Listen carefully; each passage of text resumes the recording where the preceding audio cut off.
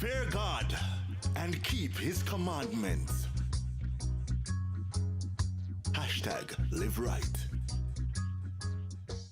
For delicious meals at a reasonable cost, choose Eve, the first family of fine foods. The time by Eve pastas and Eve corned beef is...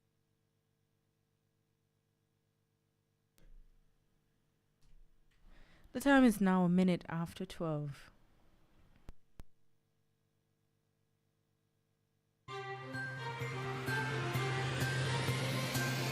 Coming to you live from the studios of Suncity Radio. This is your midday news.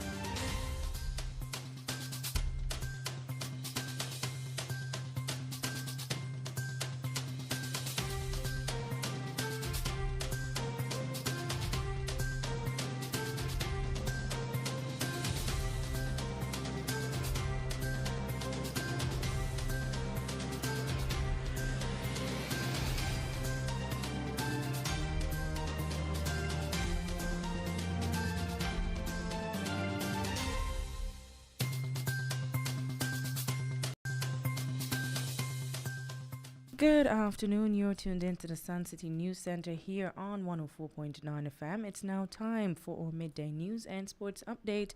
I'm Jada Francis. Coming up in the news this afternoon on the local scene, wanted man charged with St. Mary murder. Man arrested, gun and several rounds of ammunition seized in search, and man who killed and buried girlfriend in moment of passion gets life in prison. On the regional scene, Trinidad critical of developed countries for hoarding monkeypox vaccines. On the international scene, protesters abandoned seized buildings with Sri Lanka in limbo. And worst COVID variant keeping U.S. epidemiologists alert as infectious continue at a worrisome rate.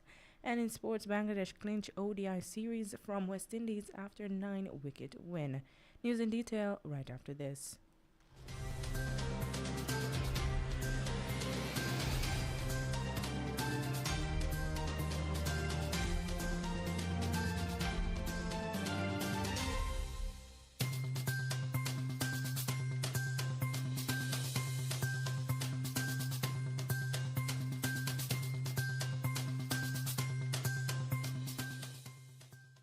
Now the news in detail.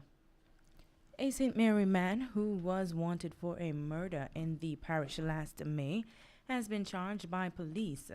27-year-old Sajre Burry, otherwise called Burry Boy of Islington, St. Mary, was charged with murder, illegal possession of firearm, and illegal possession of ammunition on Tuesday after he turned himself in to the police. His court date has not yet been finalized. Reports were that the murder occurred on May 5th, 2021, about 4:50 p.m.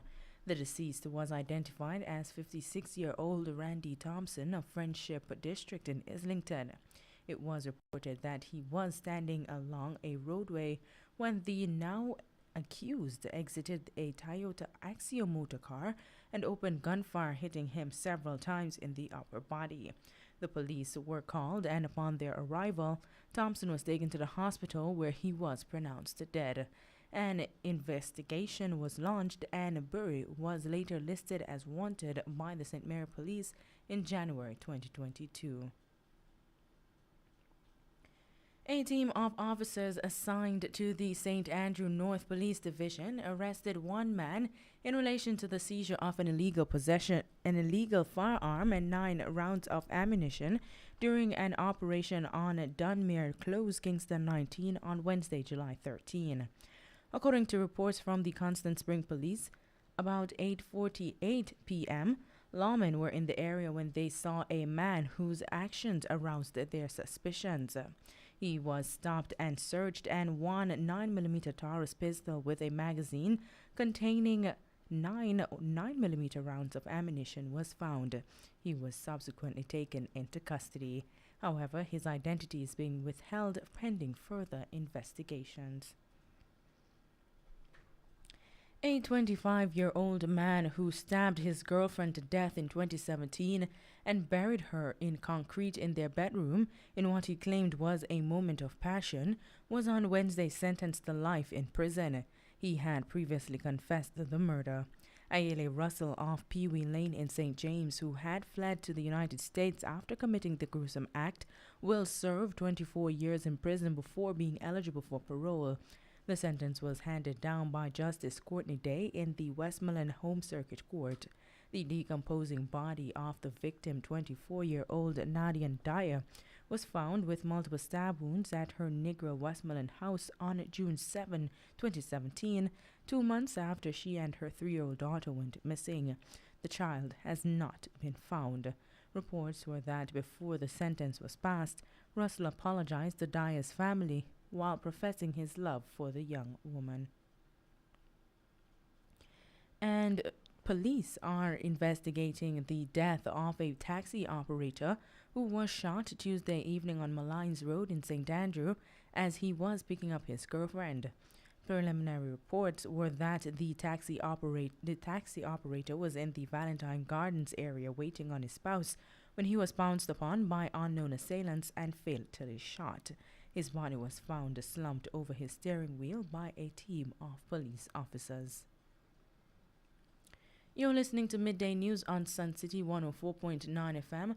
The time is now 7 minutes after 12.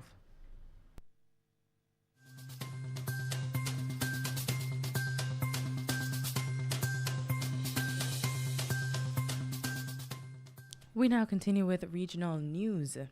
Trinidad and Tobago has accused developed countries of hoarding vaccines to treat the monkeypox virus, saying that the action is reminiscent of the situation that existed with the procurement of COVID-19 vaccines. Health Minister Terence Dayal-Singh told a news conference that something unfortunate was happening on the vaccine front. He expressed that he had hoped that they would have learned from COVID-19, but they are seeing once again where globally bigger, wealthier countries are stockpiling vaccines for their populations, leaving smaller countries like Trinidad and Tobago at a disadvantage. Dayal Singh said he'd like to make an appeal that the monkeypox vaccine should be made available on a more equitable level to all countries based on not only their population size, but their risk profile and so on. The health minister said that the Pan American Health Organization, PAHO, would be providing test kits to the Trinidad Public Health Laboratory this week with respect to the island's local testing capacity for monkeypox virus. Dayal Singh told reporters that while there are suggestions that monkeypox is spread by men who have intercourse with men, he is urging that no particular group of people should be stigmatized, reminding the population that when COVID-19 first emerged, it was known as the Chinese virus.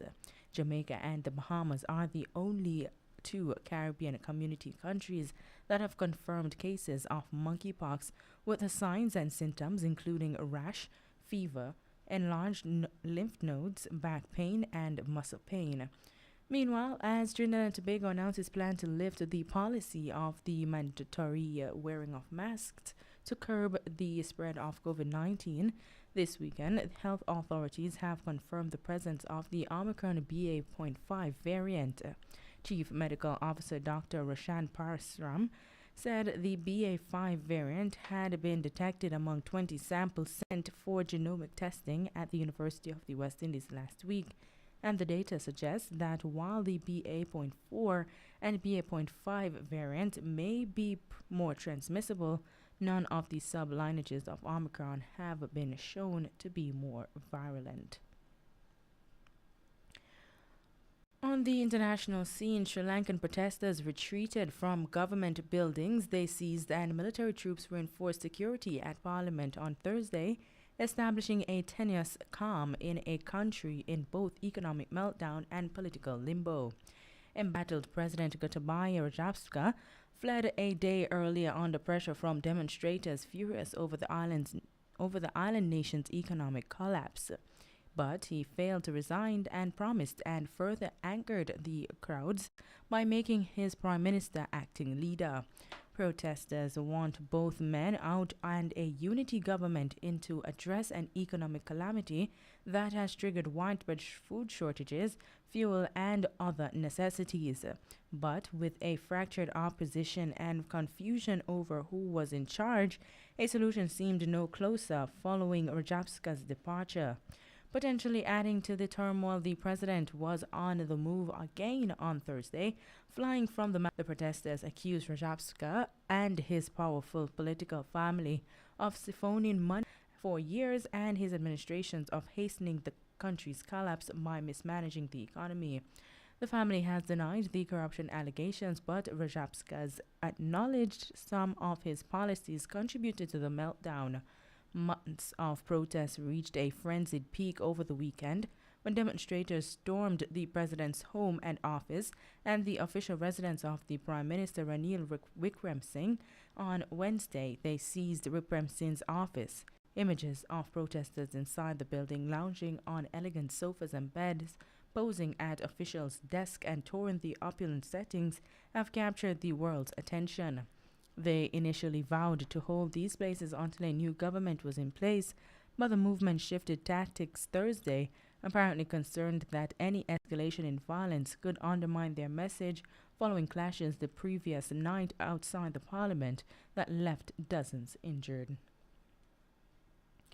Also, on the international scene, nearly 2.5 years since the coronavirus pandemic began, the most infectious and transmissible variant yet has arrived.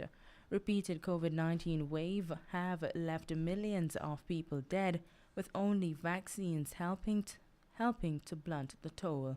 Katie Ann Crooks tells us more.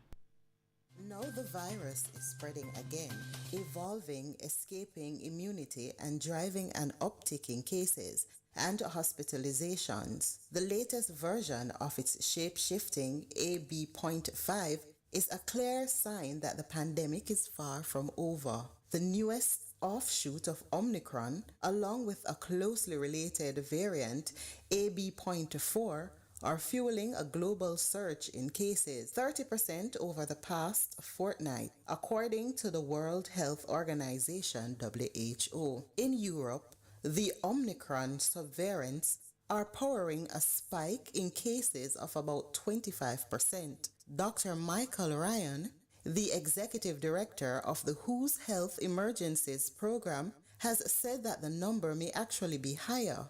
Given that the almost collapse in testing, AB.5 is on the march in China, ratcheting anxieties that major cities there may soon reinforce strict lockdown measures. And the same variant has become the dominant strain in the United States, where it accounted for 65% of new infections last week. According to the Center for Disease Control and Prevention, CDC, we have been watching this virus evolve rapidly. We've been planning and preparing for this moment, and the message that I want to get across to the American people is this.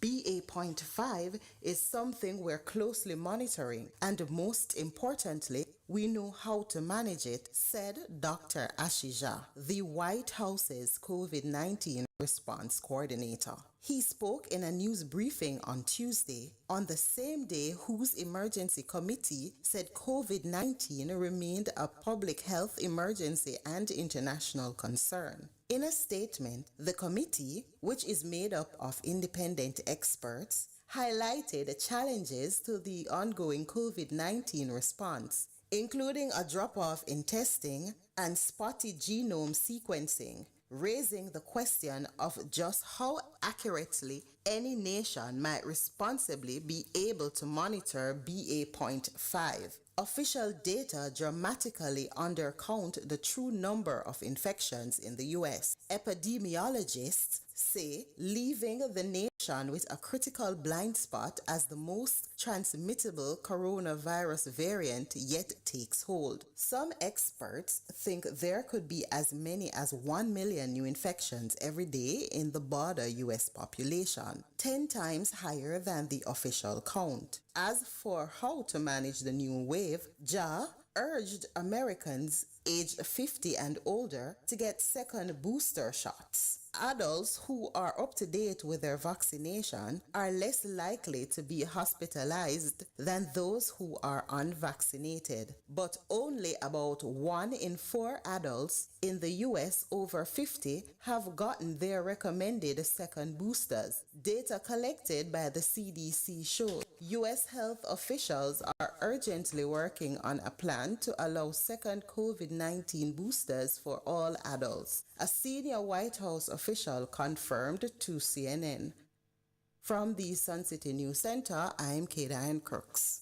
And in news and sports, Bangladesh won the one-day international ODI series from the West Indies on Wednesday, bouncing back from losing the Test and T20 series.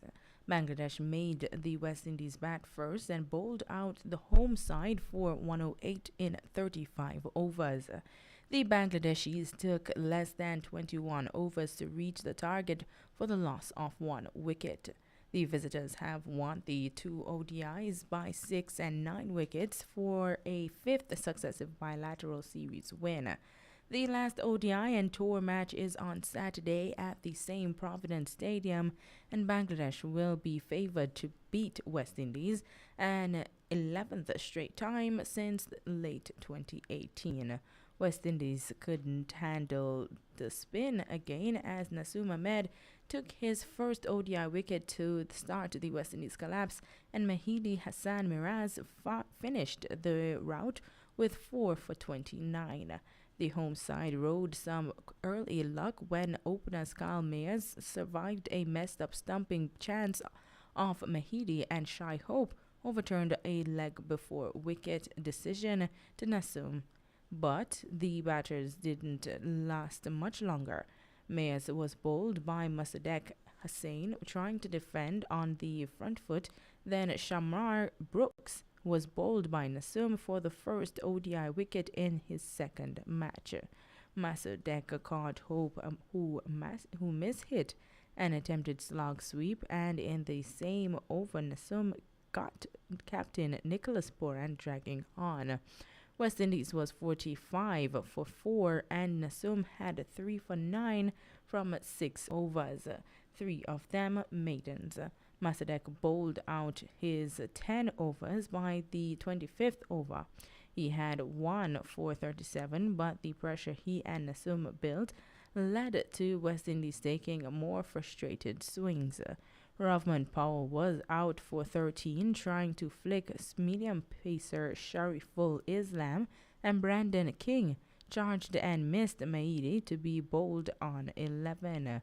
Akil Hussain was too slow coming from the non-strikers end and run out and 2, and West Indies were 72 for 7. Naseem was brought back for his last 2 overs and finished with 3 for 19 off 10, earning the man of the match. As soon as he left, Romario Shepherd was bowled by Maidi for 4, and Alzari Joseph edged Maidi behind, and West Indies were 86 for 9. Maidi claimed Gudaskesh Moti Kanai to leave tail ender Kimapol stranded on 25 not out. Moikanai got the wicket of Najmul Hussain Shantu, but fellow opener Tamim Iqbal and Liton Das made no drama to chase. Tamim finished the game with 7 boundaries to be 50 not out of 62 balls for his 53rd ODI 50. Litton was 32 not out of 27 with 6 boundaries. Now to end this newscast, we take a look at the main stories once more.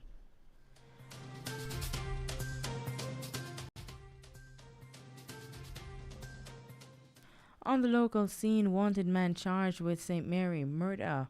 Man arrested, gun and several rounds of ammunition seized in search, and man who killed buried girlfriend in moment of passion gets life imprisonment. On the regional scene, Trinidad critical of developed countries for hoarding monkeypox vaccines. On the international scene, protesters abandoned seized buildings with Sri Lanka in limbo. And in sports, Bangladesh clinch ODI series from Windies after 9-wicket win. And that's it for news and sports from the Suncity News Center at this time. Do join us again for more news at 5 p.m. Now remember to follow us on all our socials. For Instagram and Twitter, look for at Suncity104.9 FM and on Suncity Radio.fm on Facebook. I'm Jada Francis from the Suncity News Center. Do stay tuned for more right here on this station.